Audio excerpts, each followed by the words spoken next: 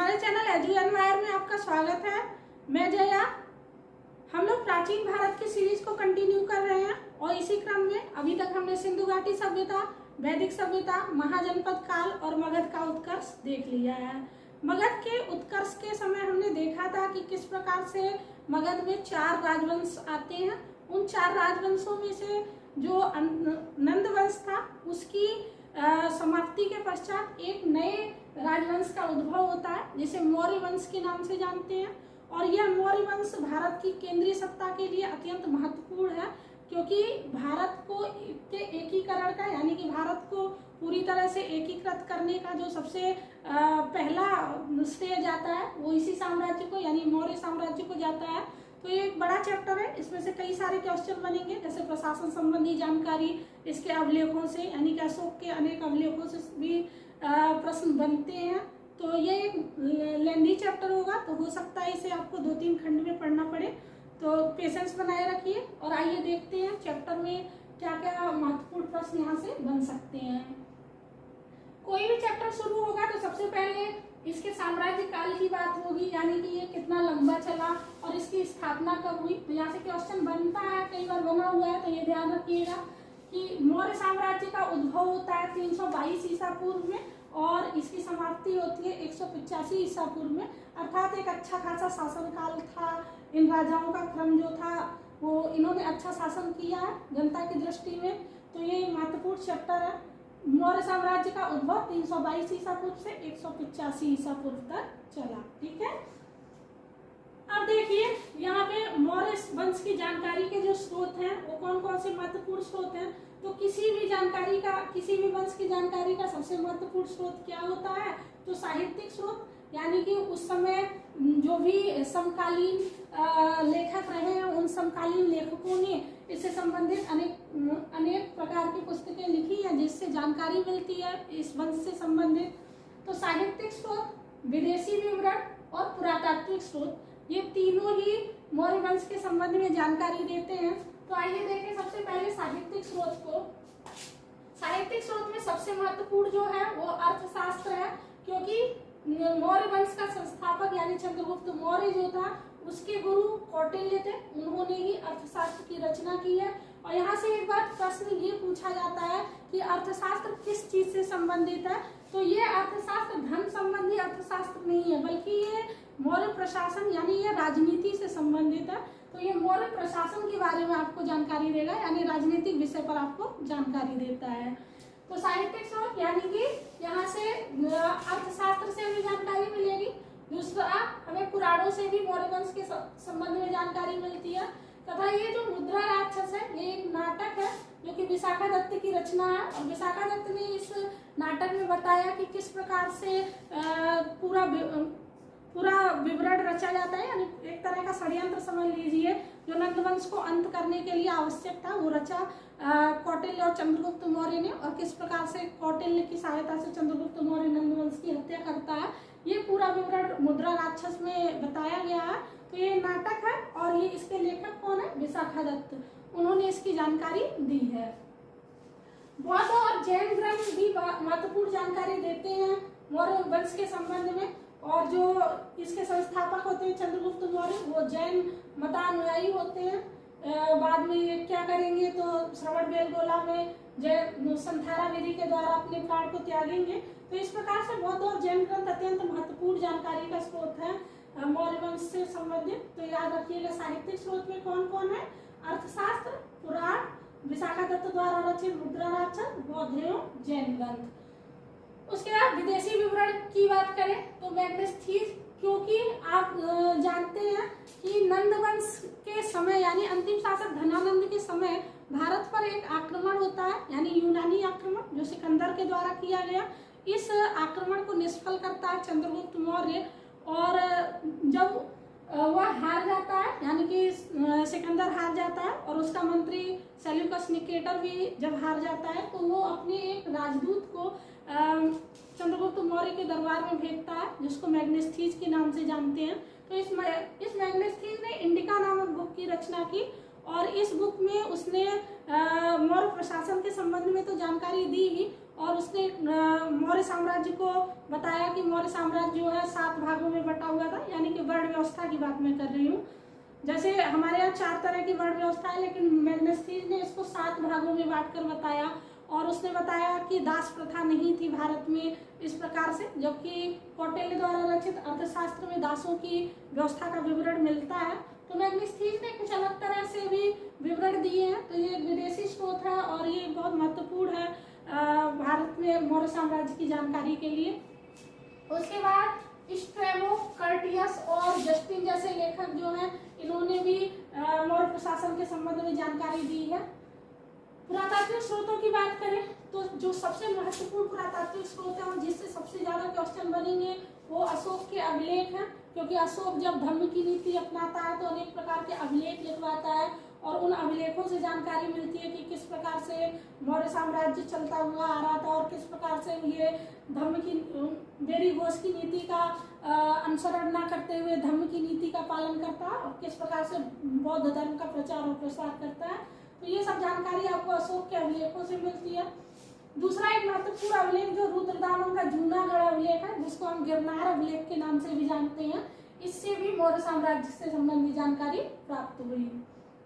तथा काली पॉलिश वाले मृदभांड, भवन, गुफा, स्तूप, ये जो स्तूप हैं, ये बहुत सारे स्तूप जो है अशोक ने निर्मित करवाए हैं। तो जैसे अभिलेख महत्वपूर्ण है, उसी प्रकार से स्तूप भी महत्वपूर्ण है और यहाँ से भी अनेक बार प्रश्न पूछे गए हैं। फिर मुद्रा, जो जिसको मौर्य काल में जो मुद्रा थी उसको पड़ कहा जाता था और इसको ये एक प्रकार की आहत मुद्रा थी, यानी कि पंचमार। इसको आहत मुद्रा का अर्थ होता है सिक्कों की ढलाई नहीं की जाती थी, यानी कि धातु को पिघला करके फिर उसको किसी चीज में किसी सांचे में डाल करके और सिक्के नहीं बनाए जाते थे, बल्कि ये आहत सिक्के थे, यानी उस पर किसी चीज जैसे चांदी का कोई अगर टुकड़ा है तो उस पर किसी चीज को तेजी से मार करके यहाँ पर एक डिजाइन जैसे निर्मित किया जाता था। उसी डिजाइन के कारण इसको आहत सिक्के या पंचमार्क सिक्के के नाम से जाना जाता है। तो ये सब यानी साहित्यिक स्रोत, विदेशी विवरण और पुरातात्विक स्रोत, ये सब मिलकर के मौर्य साम्राज्य के बारे में आपको जानकारी प्रोवाइड करवाएंगे। साहित्यिक साक्ष्यों में हम 3 अलग अलग साक्ष्य यहाँ पर देख रहे हैं, यानी कि ब्राह्मण ग्रंथ देख रहे हैं, बौद्ध ग्रंथ देख रहे हैं और जैन ग्रंथ देख रहे हैं। तो ब्राह्मण ग्रंथों में अर्थशास्त्र, मुद्रा राक्षस और कथा सरिता सागर, महाभाष्य जो पतंजलि द्वारा लिखा गया तथा बृहत कथा मंजरी, ये सब ब्राह्मण ग्रंथ हैं। ब्राह्मण ग्रंथ और बौद्ध ग्रंथों में आप थोड़ा सा अंतर देखेंगे कि मौर्य साम्राज्य के विषय में जब जानकारी देते हैं ये ब्राह्मण ग्रंथ तो कहते हैं कि जो चंद्रगुप्त मौर्य थे वो क्षत्रिय कुल के नहीं थे। जैसा कि आप जानते हैं कि प्राचीन समय में राजा जो है क्षत्रिय ही बनाए जाते थे। तो ब्राह्मण ग्रंथ कहते हैं एक शूद्र वंश था, यानी कि चंद्रगुप्त मौर्य को उन्होंने शूद्र कहकर संबोधित किया है। लेकिन बौद्ध ग्रंथ और जैन ग्रंथ जो जानकारी देते हैं वे कहते हैं कि ये चंद्रगुप्त मौर्य क्षत्रिय था। तो कहीं तक ये बातें सत्य लगती हैं, इसलिए क्योंकि चंद्रगुप्त मौर्य के जो गुरु चाणक्य थे वो कहीं ना कहीं वर्ण व्यवस्था पर बहुत विश्वास करते थे, यानी उसके पोषक थे और उन्होंने ही अगर राजा बनाया तो वो शूद्र को राजा किस प्रकार से बनाएंगे। ये सब कई प्रकार के मतभेद आपको देखने के लिए मिलेंगे। तो ब्राह्मण ग्रंथ और बौद्ध ग्रंथ तथा जैन ग्रंथ, तो बौद्ध ग्रंथों में से जो महत्वपूर्ण बौद्ध ग्रंथ हैं वो दीपवंश, महावंश और दिव्यावदान, ये महत्वपूर्ण ग्रंथ है बौद्ध ग्रंथ। और जैन ग्रंथ जो भद्रबाहु द्वारा लिखा गया कल्पसूत्र और हेमचंद्र के द्वारा लिखा गया परिशिष्ट बर्मन, ये मौर्य साम्राज्य की जानकारी प्रोवाइड करवाएंगे। इसके बाद विदेशी विवरण में कुछ महत्वपूर्ण बिंदु है, उसको देख लीजिए। जस्टिन नाम का एक जो लेखक है, ये चंद्रगुप्त को जो है सेंड्रोकोटस के नाम से बुलाता है, यानी सेंड्रोकोटस इसने लिखा है। ये सेंड्रोकोटस विलियम जोन्स जो कि जिन्होंने 1784 में एशियाटिक सोसाइटी की स्थापना की, इन्होंने ही बताया पहली बार कि ये जो सेंड्रोकोटस बर्ड बार बार आया है रचनाओं में, तो ये सेंड्रोकोटस और कोई नहीं बल्कि ये चंद्रगुप्त के लिए यूज किया गया है। उसके बाद मैग्नेस्थीज ने इंडिका में विस्तार से बताया मौर्य साम्राज्य के बारे में, मौर्य प्रशासन के बारे में, सामाजिक संरचना उस प्रकार की किस प्रकार थी, आर्थिक व्यवस्था, ये सब जानकारी मैग्नेस्टीज के इंडिका से प्राप्त होती है। पुरातात्विक साक्ष्यों में अशोक ने 40 से अधिक जो है अभिलेख लिखवाए हैं। जब हम लोग इसके प्रशासन संबंधी जानकारी देखेंगे तथा अभिलेखों संबंधी जानकारी देखेंगे, वहां पर इसको विस्तार से देखेंगे। फिलहाल आप इसको देख लीजिए, क्योंकि यहाँ पे जो महत्वपूर्ण है वो इसके शासकों का क्रम है और इनके शासकों से क्या क्या प्रश्न बनेंगे, अभी इस वीडियो में हम लोग ये देखेंगे। तो अशोक ने 40 से भी अधिक अभिलेख लिखवाए हैं। ये पाकिस्तान अफगानिस्तान क्षेत्रों से प्राप्त हुए हैं तथा रुद्रदामन का जूनागढ़ अभिलेख भी इसी से संबंधित है, यानी मौर्य साम्राज्य से संबंधित। अब देखिए, अब चैप्टर में यहाँ से देखेंगे आप मौर्य साम्राज्य की स्थापना होती है 322 ईसा पूर्व में, और इसमें मौर्य साम्राज्य में बौद्ध एवं जैन ग्रंथ इसको क्षत्रिय कहते हैं चंद्रगुप्त को, जबकि ब्राह्मण ग्रंथों ने इसको शूद्र कहकर संबोधित किया है। शासकों के क्रम की बात करें तो इसमें 4 शासक हुए। इसमें से प्रथम चंद्रगुप्त, द्वितीय बिंबिसार, तृतीय अशोक और ये ब्रह्मदत्त, जो कि अंतिम शासक होता है इस वंश का। और अंतिम शासक ब्रह्मदत्त की हत्या उसके अमात्य शिशुनाग के द्वारा कर दी जाती, माफी चाहूंगी, पुष्पमित्र शुंग के द्वारा कर दी जाती है। और इस प्रकार मौर्य साम्राज्य का अंत होता है और शुंग वंश की स्थापना होती है। तो कोई भी चीज आप याद करें तो ये ध्यान रखें कि इस वंश के बाद कौन सा वंश आता है और किस कारण से आता है। अगर आपने इसको कॉन्सेप्ट वाइज समझ लिया है तो आपको इजी वे में चीजें याद रहेंगी, रटने की आवश्यकता नहीं पड़ेगी। तो ब्रह्मदत्त की हत्या करके अंतिम शासक पुष्पमित्र शुंग राजा बनता है। तो इसमें 4 राजाओं के बारे में, यानी चार शासकों से संबंधित आपको चीजें देखने के लिए मिलेंगी। तो प्रथम शासक चंद्रगुप्त मौर्य, जिसने 322 ईसा पूर्व में शासन करना शुरू किया। धनानंद की हत्या करके उसने राजगद्दी प्राप्त की और राज्य का विस्तार बहुत दूर तक, यानी कि जो वर्तमान में आप भारत देख रहे हैं इससे कहीं बड़ा विस्तृत भारत उस समय था चंद्रगुप्त के समय। तो चंद्रगुप्त ने उत्तर में कश्मीर तक, पश्चिम में ईरान, पूर्व में बंगाल और दक्षिण में कर्नाटक तक भारत के सत्ता का विस्तार कर दिया। यानी ये एक बहुत ही समझ लीजिए एक बहुत ही महत्वपूर्ण शासक के रूप में उभरा और इसने राज्य विस्तार के क्रम में बहुत अधिक भारत का विस्तार किया। इसके बाद 305 ईसा पूर्व में सेल्यूकस निकेटर को पराजित करता है चंद्रगुप्त और 4 राज्य, यहाँ से हेरात, कंधार, बलूचिस्तान और काबुल के क्षेत्रों को प्राप्त करता है 500 हाथियों के बदले में। तथा जो सेल्यूकस निकेटर की पुत्री होती है हेलेना, उसका विवाह भी चंद्रगुप्त मौर्य के साथ कर दिया जाता है। तो इस प्रकार से यह एक वैवाहिक संबंध, यहाँ पे एक वैवाहिक संबंध भी जुड़ेगा। और वैवाहिक, आपने पिछले वीडियो में देखा भी था कि बिंबिसार ने किस प्रकार से वैवाहिक संबंध जोड़े। और ये वैवाहिक संबंध हमेशा प्रेम संबंध नहीं होते थे या फिर सिर्फ विवाह के लिए नहीं किए जाते थे, बल्कि इनकी असली मंशा जो होती थी वो राज्य विस्तार होती थी, ताकि आसानी से क्षेत्रों को जीता जा सके या फिर दहेज स्वरूप प्राप्त किया जा सके, इसमें युद्ध ना करना पड़े। तो यही इसी एक नीति के तहत जो है चंद्रगुप्त मौर्य का विवाह भी हेलेना से होता है, जो कि सेल्यूकस निकेटर की पुत्री होती है। उसके बाद सेल्यूकस ने मैग्नेस्टीज को दरबार में भेजा।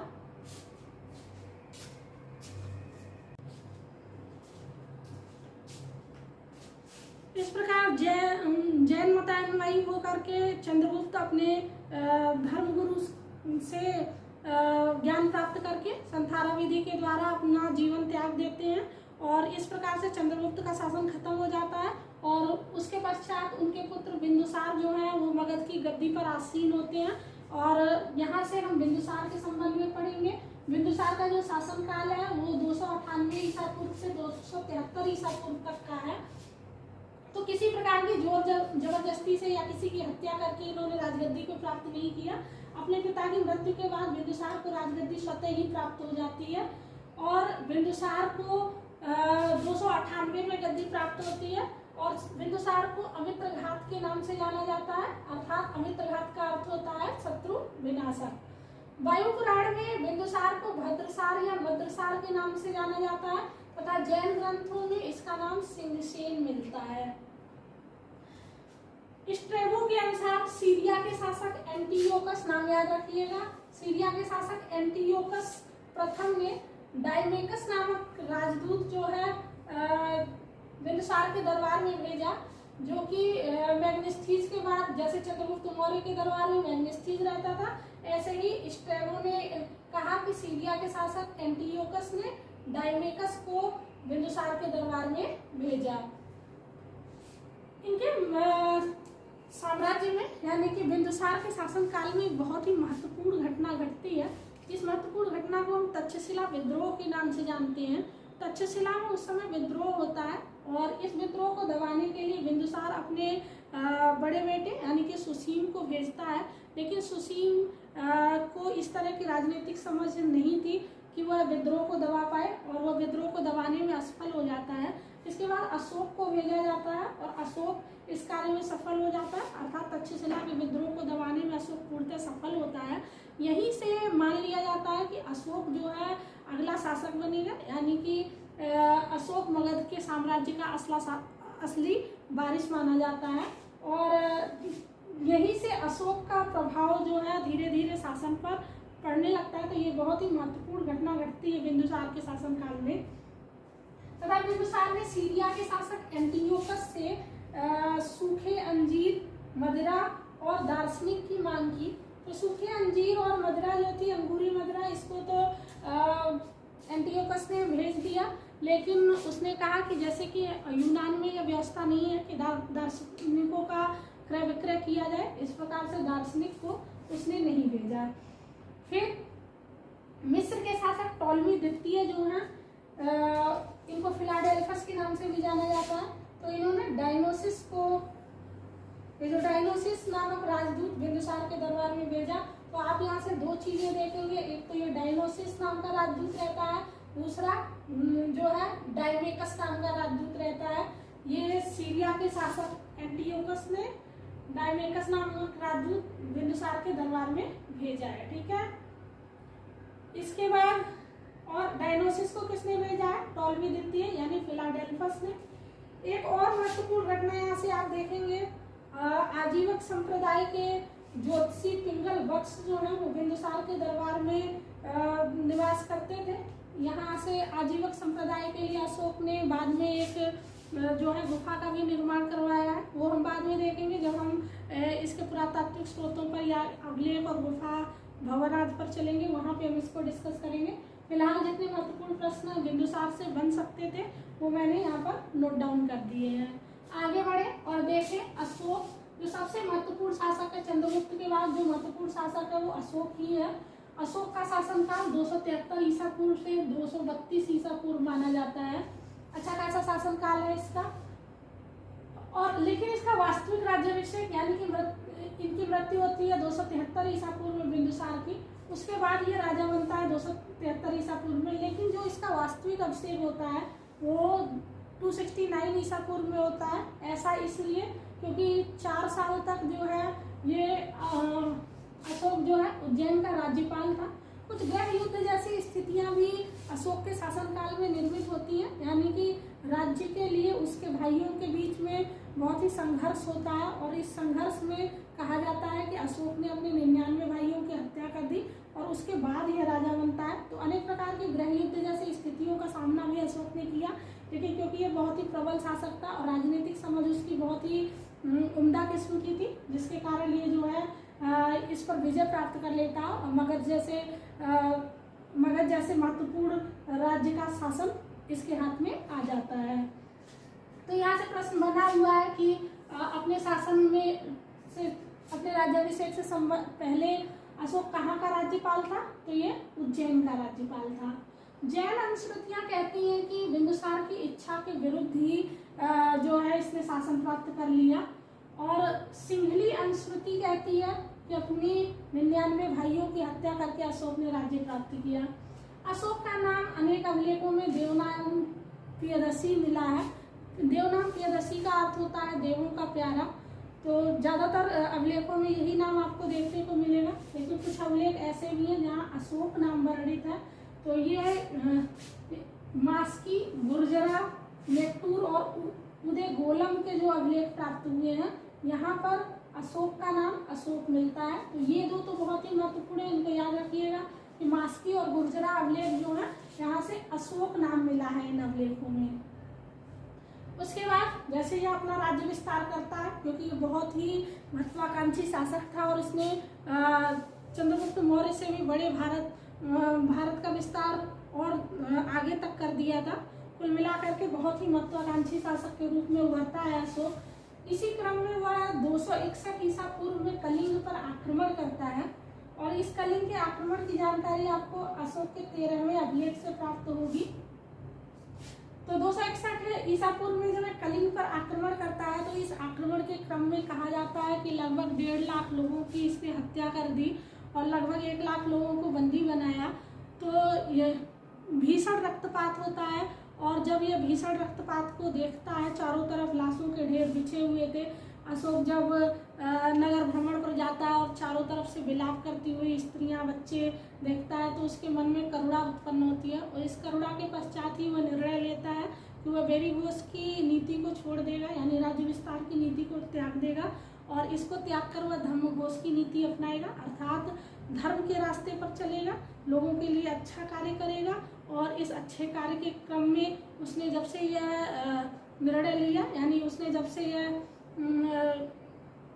मतलब ये निर्णय करता है कि अब वह जो है धर्मघोष की नीति अपनाएगा, तब से उसने अनेक प्रकार के अच्छे कार्य किए। इसीलिए हम अशोक को एक अच्छे राजा के रूप में देखते हैं, ना कि उसकी सिर्फ शासन व्यवस्था और राज्य विस्तार के लिए उसे जाना जाता है, बल्कि उसने धार्मिक कार्य जो किए हैं, इसके बाद जो उसने समाज के हित के लिए कार्य किए हैं, अशोक को इसलिए महान कहा गया और अशोक का साम्राज्य बहुत ही महत्वपूर्ण था। तो यहाँ से अभी अनेक क्वेश्चन बनेंगे, तो इस वीडियो में हम इतना ही देखेंगे, लेकिन आगे वाले दोनों वीडियो जो हैं उसमें हम देखेंगे कि किस प्रकार के शासन प्रणाली से यहाँ से क्वेश्चन बनेंगे, इनके अमात्य जो हैं या फिर इनको जो सहयोग करने वाले राज्य अधिकारी थे उनसे भी प्रश्न बनते हैं, इनके गुफा शिलालेखों इन सब से प्रश्न बनेंगे। तो ये महत्वपूर्ण चैप्टर थोड़ा बड़ा भी है, तो पेशेंस बनाकर इसको पढ़िएगा। आशा करती हूँ कि वीडियो आपको अच्छा लगा होगा। अगर ये वीडियो आपको अच्छा लगा हो तो लाइक करें, चैनल को सब्सक्राइब करें। Thank you for watching.